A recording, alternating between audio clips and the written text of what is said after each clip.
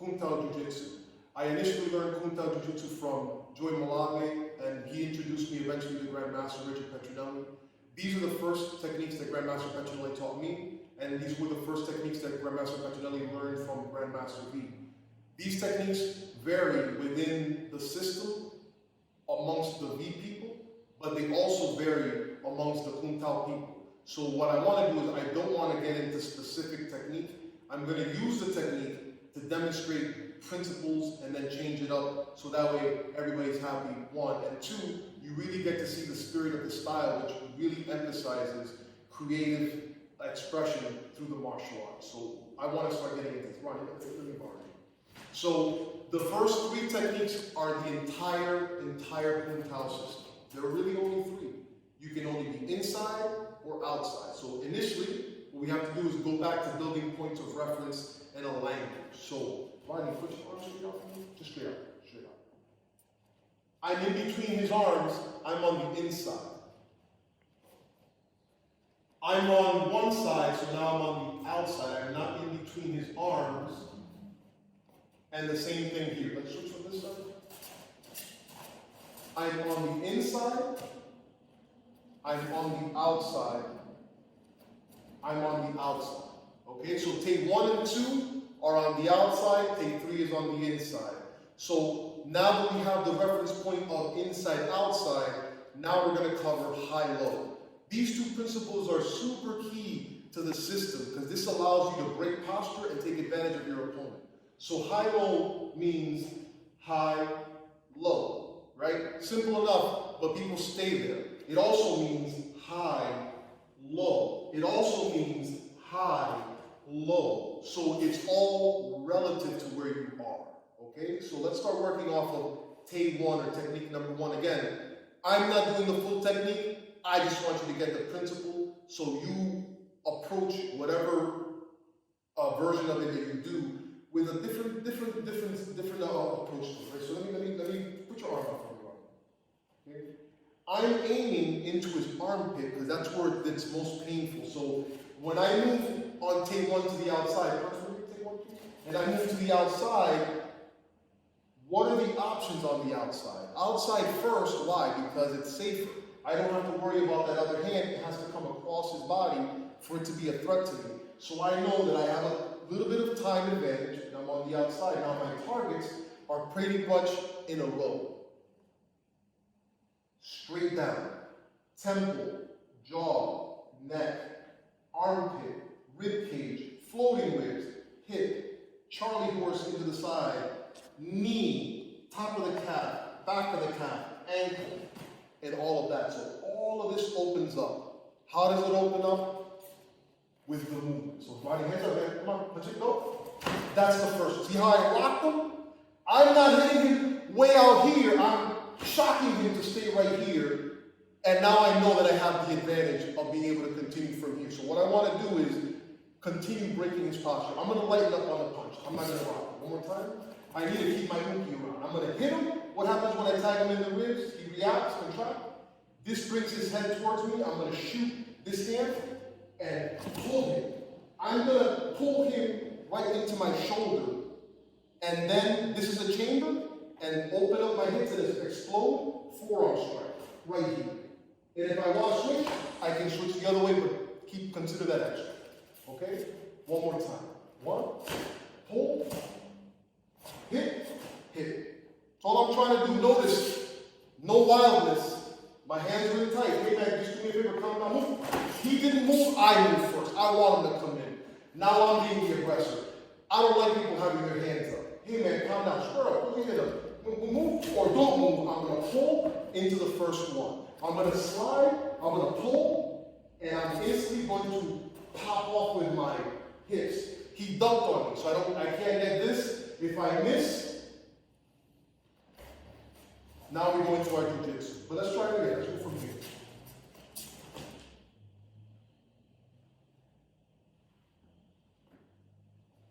Because the distance was different. I couldn't get it with my forearm. I was a little further away. So again, I'm trying to engage him before it's even a punch. 1, right? 2, If you're a wrestler and you want to go for the single leg, feel free. But that's the option that you can go to. Press, because this is not BJJ, so I don't have to break, I can break all the rules. I can stomp on his groin and do whatever I got to do from there. Let's try, take one, simple.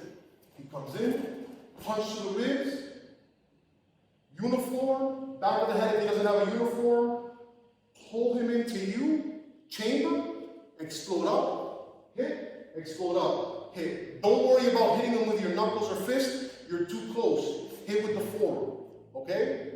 Last time. 1, pull, 2, 3. Okay, if you want to add that, fine, do that too. Okay, come on. Work on that.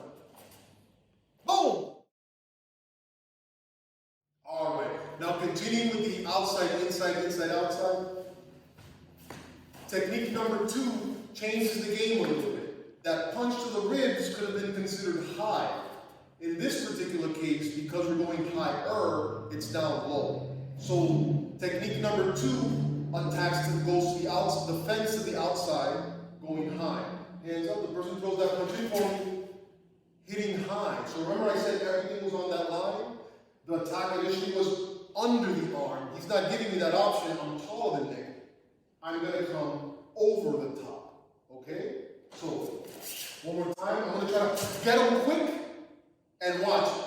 My hand doesn't draw back. It comes straight down, top of the calf, pressing in. Retracting enough. Done. Okay? Let's keep it simple. Right? So he comes in one more time. Deep, low, and high. Slow, slow, slow. 1 into the neck. Press. The strike to the neck starts the process of turning him, exposing this, making this real easy. Now here's where we can have a little bit of fun. I like closest weapon, closest target. That's another important principle. Hooking the back of the head and going to the empty spot makes the takedown pretty easy. Okay? So, one last time. See how close we were? Do it one more time. So now, it's like this. All I gotta do is get that hand down. Remember the tipping the drill exercise that we did? This time you don't even need that. It's just tip and hit, drop, and strike. Okay? Work on that. All right. So now that you've had a chance to work the outside, high-low, now we're going to work the inside. Inside, obviously, he's trying to cross my vertical line, right? So again, what's the key? I don't want him to throw a punch at me. I don't want to deal with the speed. I'm in a fight, so I got to be able to close this distance as subtly as I can, which I already have. I'm touching him. His eyes haven't reacted, and his hands are still down by his side. So if he came in to try to intimidate me, oh my God, no, baby, calm down. He's trying to puff up, and I'm doing this right here. In fact, I'm trying to come right back to neutral, right? So now let's talk about the difference between inside as opposed to outside. So let me go right here. Grandmaster David James, preaching on the Professor V principles of motion causing motion, means this. On the inside, if I push this hand, it causes this hand to move towards me. Look how late I reacted. If I push this hand away from me and I completely commit to this hand, I'm motivating this to move in towards me. And the person's still aggressive, that other hand is definitely going to come. So what we got to do is get in so tight that that circular attack has to come wider than he wants. A good boxer is going to throw that hook in this way, but you got to get in that close. If you don't give him that hook, or if you don't give him that distance, because you're keeping your hands here in front of you, occupying center line, I'm either going to do this to get your hands out of the way because I want to go in, or you're going to make me go wide and try to break your face this way. Or wide and looks like this from this side, okay? That's why this doesn't really work for us. That's not really aggressive. I'm not going to be in that distance. I'm going to be here. Okay, you're going to have to pull me into this to be able to pull off the short hook, and I'm not going to do. I'm not going to let that happen because my arms are not going to collapse, which is the key. So tape 3 works off touch and go. I don't want to stop his energy. Throw a good strong hook punch for me. I don't want to do this because that's going to encourage this hand to come over. Okay? Also, I don't want to commit to this arm because now, again, I love going back and quoting Professor V principles and little quotes. I'm focusing on the attack, not the attacker. So I'm wasting my time. So I want you to touch and go. It's 4 strikes. Real simple. Ready? Let's switch so you can see the hand. Right, left, right hits. Hook punch. Right, left, right. I also want you to do this now. Turn the face, stay on the inside, and don't pull this hand out, don't pull it down. Come straight down and hit across the face. See how this is all loaded up? Everything is ready. Because I'm on the outside controlling distance. Let's hit some high-low too. So hook punch, high, high, low, high. Low, high. Now see, I'm always looking for the options. What's he giving me? If he's not giving me the punch, and I don't want to punch his head, that skull is harder than my knuckles. Maybe. I'm going to try to whack him in the neck. Okay? One more time on 3. Touch and go. But notice how I'm turning his face. This hand that hits turns and chops down as this hand comes across. I'm using my elbow to check his opposite shoulder. Okay? Last time. Let's switch it. Hook punch. Now see, I'm not here, I'm here. Because I'm turning, cutting. And again, everything is in front of you. Okay? 3. Work on that.